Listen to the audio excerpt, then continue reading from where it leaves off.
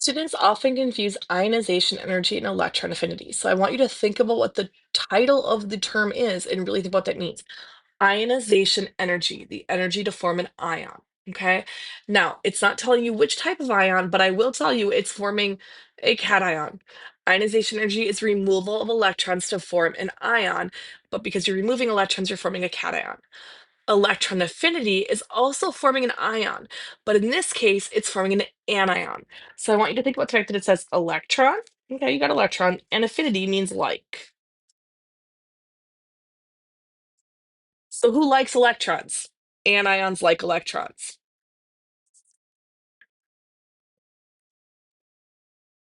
They like to be negatively charged. The definition of electron affinity is the energy change, delta E, that occurs when an electron is added to a gas phase atom. Again, we're back in that gas phase. Okay, we need to be in the gas phase. So we have just a single atom or a single particle that we're dealing with. Doesn't have to be an atom, it can be an ion as well, but it's defined based on atom. See here, you do need to be able to write these. So fluorine gas gains an electron to form a fluoride ion. Some electron affinities are positive and some are negative. If the electron affinity is negative, it means the atom wants an electron. It's paying for that electron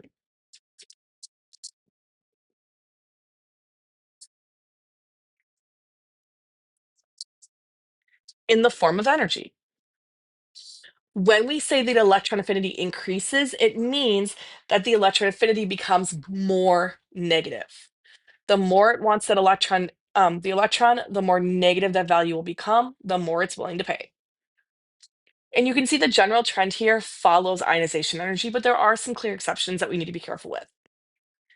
So the trend is not as clear. There's a lot of exceptions we can say. Groups 2 and 18, group 2, alkaline earth metal,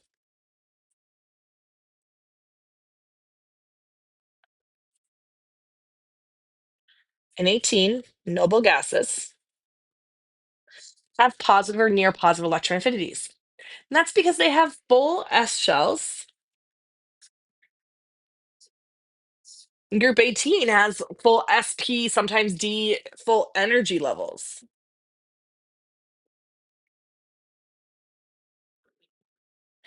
And your halogens, which are group 17, have the most negative electron affinities because they're only one spot away from having a full filled shell.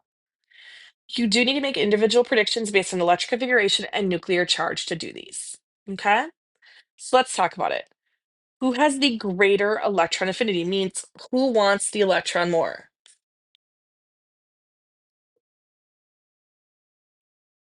Lithium or beryllium? Oh, lithium is 2s1. Beryllium is 2s2. Beryllium is not only group 2, so I already told you they're positive or near positive.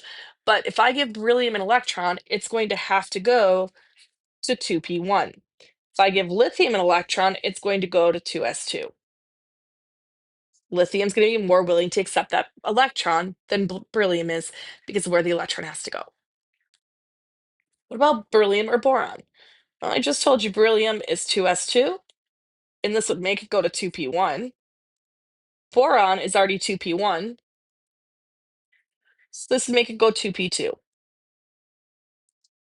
Boron's going to be more willing to take that electron, meaning have a greater electron affinity, a greater likelihood, a greater likeness of that electron, because it's just going to add another electron to its p block. It already has one there anyway. Boron, again, 2p1 going to 2p2, or carbon, 2p2 going to 2p3. It's a half-filled shell. It is a subshell, but it is a half-filled p shell. Carbon wants an electron more, it will have a half-filled shell. Let's see, carbon, again, 2p2 going to 2p3, or nitrogen, 2p3 going to 2p4. Carbon, it wants that half-filled shell. Nitrogen, if you give it an electron, I mean, it'll take it, but it'd prefer three if you're going to give them many because it wants a full-filled p. Doesn't really just want one, because then you're just destroying its stability. Carbon or oxygen, 2p2 to 2p3, oxygen, 2p4 to 2p5. Now, this one really throws students off and it can get confusing.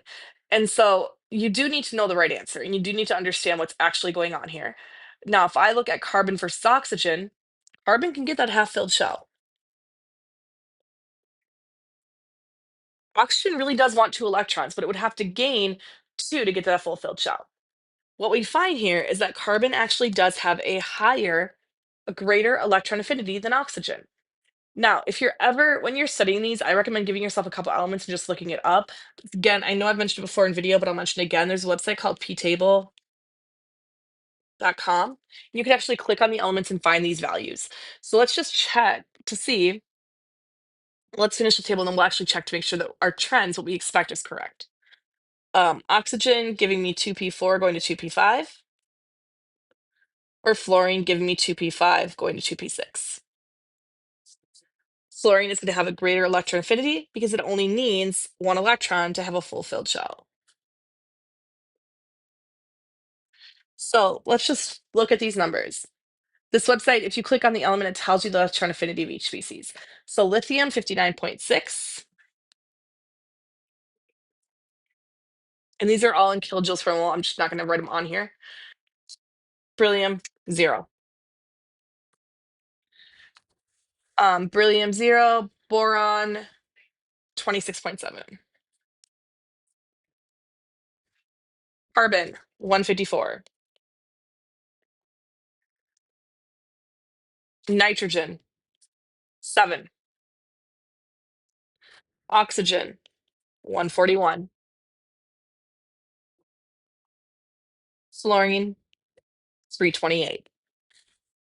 So again, these numbers are just showing the absolute value of it. It would actually release that much energy, so it'd be negative numbers. They're showing them as positive.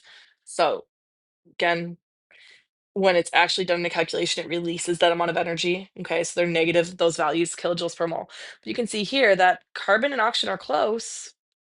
Carbon is still more negative, it has a greater electron affinity than oxygen does. So it wants that half-filled shell so badly comparatively to the oxygen. But then fluorine would have a full-filled shell, which gives it a lot more stability.